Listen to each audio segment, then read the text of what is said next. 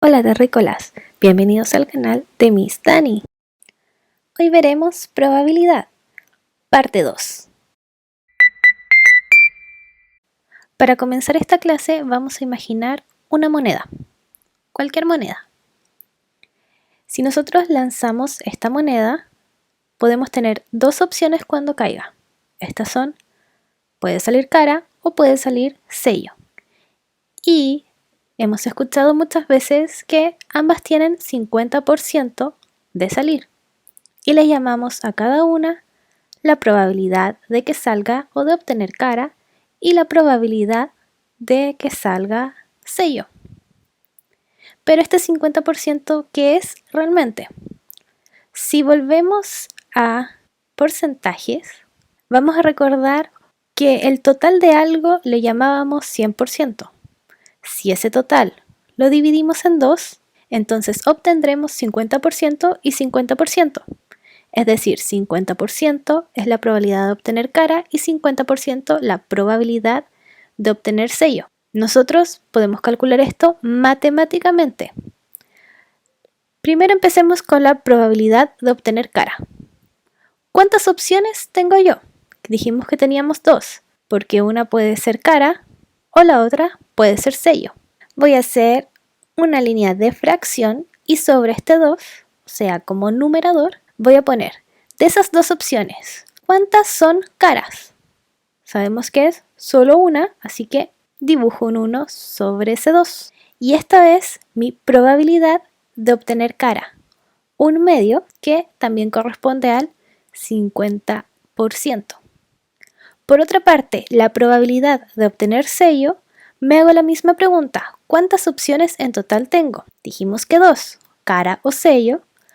Hago una línea de fracción y sobre este 2 me pregunto, ¿cuántas de esas dos opciones son sello? Solo una. Y esa es mi probabilidad de obtener sello. Puedo escribirla como 50% o como un medio. Esto se puede escribir como una generalización. Esto significa que es la regla para todos los casos.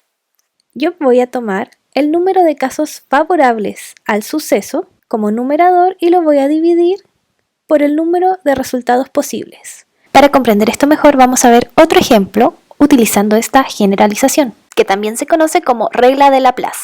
Vamos a guardar acá nuestra regla que dice número de casos favorables al suceso dividido en número de resultados posibles. Pero lo usaremos con el lanzamiento de un dado. Nosotros sabemos que al lanzar un dado tenemos 6 posibilidades. Obtener el número 1, obtener el número 2, obtener el número 3, 4, 5 o 6. Si utilizamos esto, vamos a calcular la probabilidad de obtener el número 1. Para eso usamos la generalización. Nos dice que en el denominador, recordemos el número que va abajo, colocamos el número de resultados posibles, la totalidad.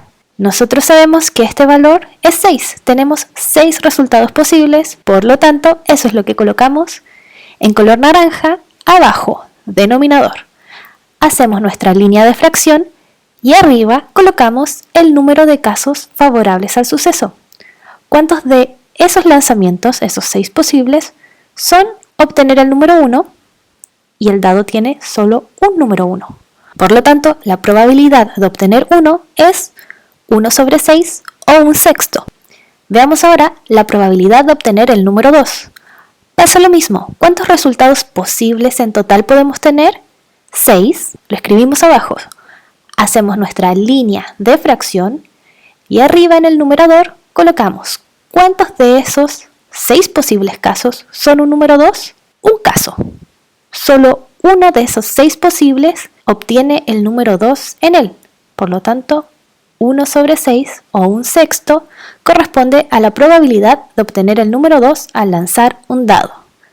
Y así, si vemos la probabilidad de obtener el número 3, ¿cuántos resultados posibles tenemos al lanzar un dado? 6. Y sobre ese 6 vemos cuántos casos favorables tenemos. Es decir, ¿cuántos de esos casos posibles son un número 3? Solo hay un 3. La probabilidad de obtener número 4 se ve de la misma forma. 6 resultados posibles, pero solo uno de ellos es un 4. La probabilidad de que al lanzar un dado obtengamos el número 5, tenemos 6 resultados posibles, pero solo uno de esos resultados es un 5. Y me imagino que ya se han dado cuenta que la probabilidad de obtener un número 6 al lanzar un dado es un sexto también. ¿Por qué?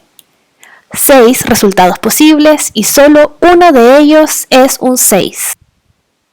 Con esta regla de Laplace también podemos empezar a hacer preguntas un poco más creativas. Por ejemplo, ¿cuál es la probabilidad de obtener un número par? Para calcular esto nosotros nuevamente aplicamos esta fracción, que es nuestra generalización, recordemos la regla de Laplace, en donde en el denominador vamos a colocar el número de resultados posibles tras lanzar un dado. Ya dijimos que este número son las 6 opciones que tenemos, 1, 2, 3, 4, 5 o 6. Por lo tanto, vamos a colocar 6 de color naranja en el denominador. Vamos a hacer nuestra línea de fracción y en el numerador vamos a colocar los casos favorables al suceso, es decir, los casos favorables de obtener un número par. Recordemos, los números par en este caso son el 2, el 4 y el 6. De esos 6 opciones que tenemos, solo 3 son número par, el 2, el 4 y el 6. Por lo tanto, en nuestro numerador colocaremos el número 3. Y esa sería la probabilidad de obtener un número par, 3 de 6 o 3 sextos. A esta probabilidad se le conoce como probabilidad teórica o también clásica o matemática, y es la que nosotros podemos calcular sin necesidad de realizar el experimento. Esta probabilidad teórica nos indica que, por ejemplo, al lanzar una moneda, tanto la probabilidad de obtener cara como la probabilidad de obtener sello es la misma. También vimos que al lanzar un dado, obtener cualquier número tiene la misma probabilidad, que era un sexto. Sin embargo, cuando nosotros realizamos estos experimentos, vamos a ver que no siempre va a pasar lo mismo. Y a esto le llamamos probabilidad empírica o también probabilidad frecuencial, y es la que nosotros obtenemos cuando realizamos los experimentos. Veamos el experimento de lanzar un dado. No sé si recuerdan la palabra frecuencial, pero utilizaremos una tabla de frecuencias para este experimento. Vamos a recordar que una tabla de frecuencias se ve algo así, donde nosotros colocaremos en la primera columna los valores posibles que podríamos obtener, es decir, 1, 2, 3, 4, 5 y 6. Para ayudarme en esto, porque vamos a hacer muchos lanzamientos, voy a poner un tally chart en esta parte para ir marcando cada vez que obtenga un valor, y en la siguiente columna voy a poner la frecuencia, es decir, el conteo total. Y en la última columna vamos a colocar la frecuencia relativa, es decir, cuánto es la frecuencia obtenida en comparación al total de lanzamientos. Entonces, voy a lanzar este dado y voy a anotar en mi tally chart el número que aparezca después de cada lanzamiento. Lanzo por primera vez y mi primer número es un 5 y lo anoto en mi tally chart con una línea. Lanzo nuevamente y el número obtenido es un 1, lo marco.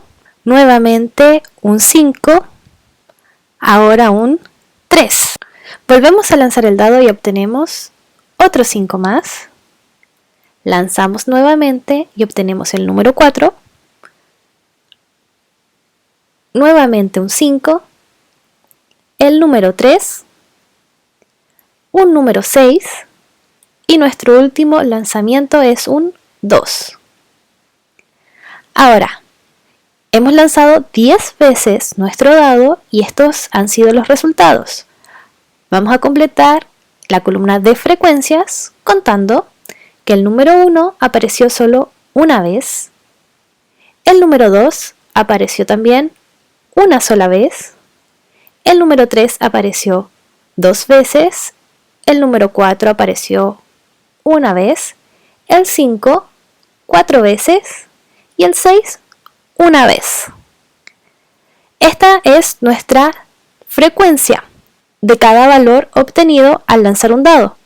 Ahora vamos a completar la frecuencia relativa. Recordemos que nosotros escribimos como fracción la frecuencia en relación al total de datos obtenidos. En este caso fueron 10. Por lo tanto, la frecuencia relativa de obtener un número 1 al lanzar un dado se escribe como 1 de 10. La frecuencia relativa de obtener el número 2 es 1 de 10 o un décimo. Del número 3 es 2 décimos. El número 4, un décimo. Y el número 5, 4 décimos. Y finalmente, obtener el 6, un décimo. Nosotros obtenemos estos datos de una manera experimental o empírica. Y a esta frecuencia relativa de acá se le relaciona también a la probabilidad de obtener el dado. Nosotros sabemos que podría salir cualquier valor, pero en este ejemplo el valor que más apareció fue el número 5. Y eso es no porque nuestros datos hayan estado erróneos, sino porque al realizar el experimento esto depende del azar. Tenemos que entender que si bien cualquier número podría salir, todos tienen igual posibilidad. El 5 en este caso apareció con mayor frecuencia. Veamos ahora qué pasa si es que yo realizo este experimento, lanzar un dado, más de 10 veces, por ejemplo 100 o incluso 1000. Yo no hice este experimento, pero sí aparece en los libros de ustedes y vamos a analizar qué pasa o qué ocurre con la frecuencia si yo lanzo el dado solo 10 veces, 100 veces o 1000. Acá tenemos nuestros datos y tenemos que para 10 intentos se nota claramente que el 5 apareció más veces, pero cuando aumentamos a 100 intentos ya se ven más parejos la cantidad de resultados, pero destaca un poco más el número 2, con una probabilidad empírica de 26 sobre 100. Pero al realizar 1000 intentos ya se notan mucho más parejos, entre 160 y 172 todos los valores, pero casi todos se ven parecidos en su frecuencia. Esto sucede porque si se repite varias veces un experimento aleatorio, se tiene que la frecuencia relativa tiende a la probabilidad de ocurrencia del suceso. Es decir, si calculamos estos números mientras más veces yo repita este experimento, más se va a parecer a la frecuencia que calculamos con la regla de Laplace, la frecuencia matemática o frecuencia teórica. Eso es todo por esta clase, chicos. Espero hayan comprendido las probabilidades y cómo calcularlas. Nos vemos en el próximo video. No olviden suscribirse y lavarse las manos.